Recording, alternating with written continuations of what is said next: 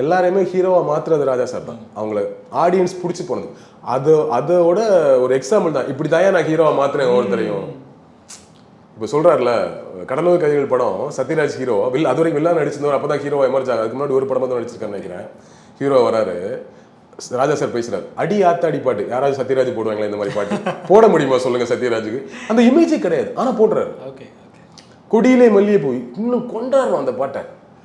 ஒரு மெலடி சாங்கை போட்டு ஒருத்தரை வந்து அந்த பாடல்கள் மூலமா அது வரைக்கும் வில்லனா பார்த்த சத்யராஜ ஆடியன்ஸ் கொண்டாடிட்டான், பிடிச்சி போச்சு அவனுக்கு. முக்கியமான ரீசன் அந்த கதையெல்லாம் இருந்தா கூட அந்த பாடல் அவர் சும்மா அந்த பாடல் இல்லாம சும்மா ஆட்டுக்குடிய கையில தூக்கிட்டேன்னா எப்படி இருக்கும்?